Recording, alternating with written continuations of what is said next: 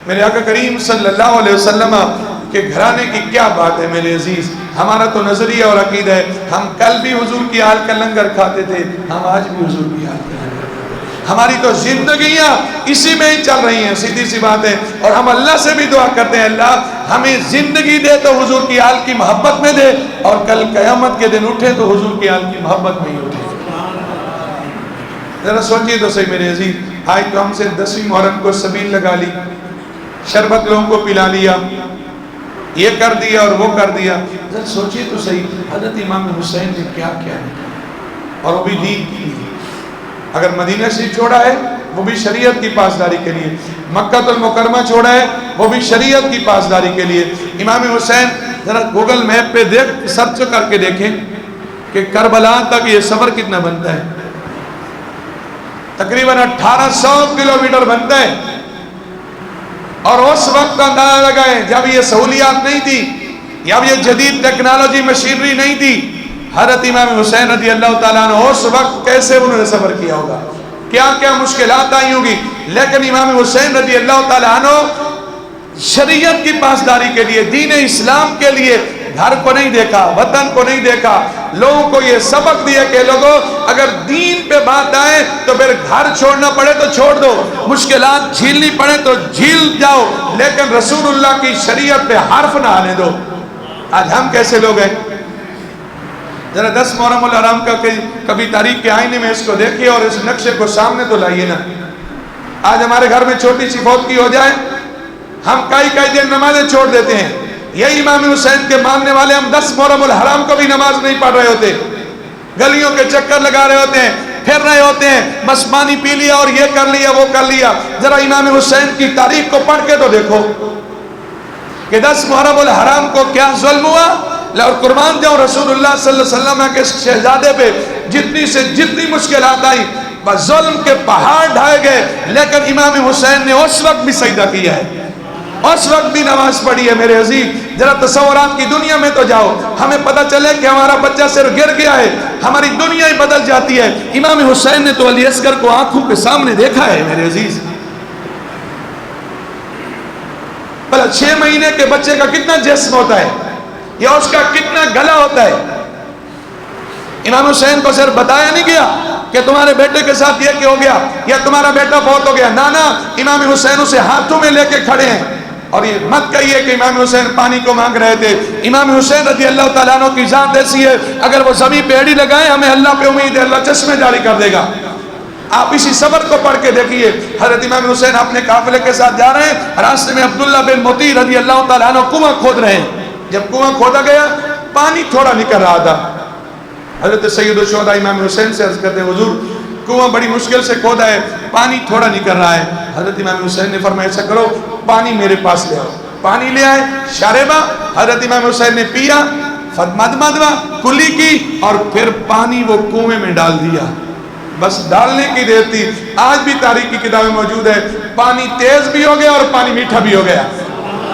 امام حسین کسی کے آگے ہاتھ نہیں پھیلاتے, بھیک نہیں مانگتے. یہ آج ہم دین سے دور لوگ 10 محرم الحرام کو یا 9 کو بچوں کو فقیر بنا دیتے ہیں, ہتھ کڑیاں لگا کے گھر گھر سے اسے منگواتے ہیں اور کہتے ہیں میں نے تو منت مانگی ہوئی تھی کہ میرا بیٹا پیدا ہوا, میں لوگوں کے گھروں سے مانگ مانگ کے اسے کھلاؤں گی اور فقیر بناؤں گی. ارے امام حسین کے در سے تو دنیا لنگر کھاتی ہے, کیسا امام حسین کا فقیر ہے جو لوگوں کے دروں پہ بھیک مانگ رہا ہے. اللہ نے بیٹا دیا ہے نا تو اللہ کے راستے میں خرچ کریں. سنو 6 مہینے کا بچہ ہے, امام حسین نے ایسے گود میں اٹھا رکھا ہے, اور امام حسین رضی اللہ تعالیٰ عنہ نے اپنی گود میں ہی اس بچے کی اس گلے پہ تیر لگتا ہوا دیکھا ہے. صرف لگتا ہوا نہیں دیکھا, تیر کو پیوست ہوا بھی دیکھا ہے. مجھے بتائیے 6 مہینے کے بچے کا کتنا بڑا گلا ہوتا ہے جس میں اس قدر تیر پیوست ہوتا ہے. لیکن قربان جاؤں سید الشہداء امام حسین رضی اللہ تعالیٰ عنہ پہ, ان کے صبر پہ لاکھوں سلام پیش کروں. آج ہمارے یہاں چھوٹی سی تکلیف آ جائے ہم شکوے شکایتیں زبان پہ لے آتے ہیں. امام حسین نے اگر علی اصغر قربان کیا ہے تو اللہ کی رضا پہ مسکراتے ہوئے, علی اکبر کو قربان کیا ہے تو اللہ کی رضا پہ مسکراتے ہوئے قربان کیا ہے. امام حسین چیختے چلاتے قربانی نہیں دی, امام حسین چیختے چلاتے قربانیاں دیں. پھر امام حسین اور مجبور میں فرق ہے. حضرت امام حسین نے اللہ کی رضا پہ راضی ہوتے ہوئے اپنا سب کچھ قربان کر دیا ہے. لیکن ایک بات کہوں میرے عزیز, नाराज न होइएगा। इमाम हुसैन ने तो सब कुछ कुर्बान किया। जब उनका आखिरी अपना लम्हा है दुनियावी एतबार से, हम सब सुनते हैं, हर एक को पता है इमाम हुसैन सजदे के आलम में है, अल्लाह की बारगाह में जामे शहादत नोश कर रहे हैं। इमाम हुसैन सबक क्या दे के जा रहे हैं कि लोगों कभी बातिल का साथ ना दो, कभी झूठ का साथ ना दो, कभी शरीयत की खिलाफ वर्जी ना करो। बच्चे कटाने हैं तो कटा दो, घर लुटाने हैं तो लुटा दो, घर छोड़ना पड़े तो छोड़ दो, वतन छोड़ना पड़े तो छोड़ दो, लेकिन रसूलुल्लाह के कदमों पे कुर्बान हो जाओ। आज कैसा मैं हूँ, बातिल के साथ मैं दूं, झूठ मैं ना छोड़ूं, गरीबों पे जुल्म मैं करूं। हजरत इमाम हुसैन की सीरत को उठा के देखो। सैयद शुहदा हजरत इमाम हुसैन रज़ी अल्लाह तआला अन्हु एक जगह पे जा रहे हैं, कुछ मिस्कीन इकट्ठे बैठ के खाना खा रहे हैं। हजरत इमाम हुसैन से वो कहते हैं हमारे साथ खाना खाओ। आज तो गरीबों से सलाम भी नहीं लेते ना, कहते मेरी तो तौहीन है मैं इसके साथ बैठ के खाना खाऊं। हजरत सैयद शुहदा इमाम हुसैन अपनी सवारी से उतरते हैं, मिस्कीनों के साथ बैठ के खाना खाते हैं। खबर से सुभान अल्लाह बोले। अच्छा जब खाना खा लेते हैं ना, फिर इमाम हुसैन कहते हैं कि बच्चों मैंने तुम्हारी दावत को कबूल किया है, तुम मेरी दावत को कबूल किया।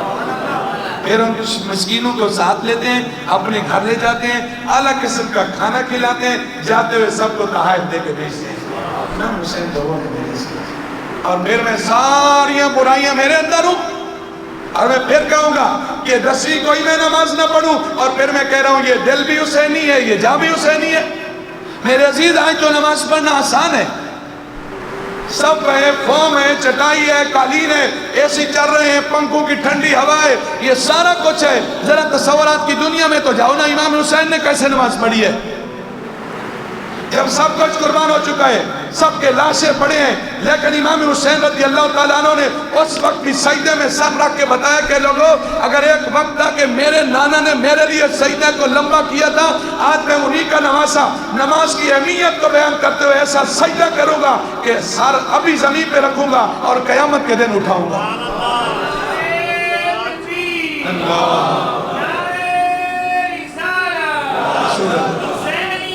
जिंदाबाद, नबर से बोले जिंदाबाद। फिर मैं क्यों ना कहूँ इसकी हिम्मत पे अली शेर खुदा को नाज है, इस नवासे पे मोहम्मद मुस्तफा को नाज है। अरे सजदे तो औरों ने भी किए मगर इनका नया अंदाज है, इसने वो सजदा किया जिसमें खुद खुदा को।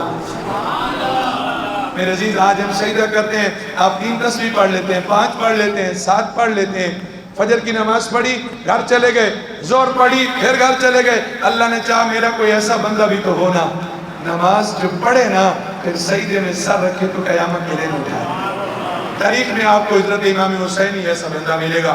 और इमाम हुसैन रज़ी अल्लाह तआला अन्हु ने यजीद की फौज को यही सबक दी है कि फौज मुझे कोई पैसे की जरूरत नहीं है, मुझे कोई शोहरत की जरूरत नहीं है, मुझे रसूलुल्लाह ने कंधों पे सवार कर दिया तो मुझे कम कौन कर सकता है। लेकिन सुनो, और किसी शेर ने उसे अपने लफ्जों में यूं नक्शा उसका खींचा कि यजीद बोला बड़ी फौज मेरे हाथ है, हुसैन बोले नतीजा खुदा के पास है।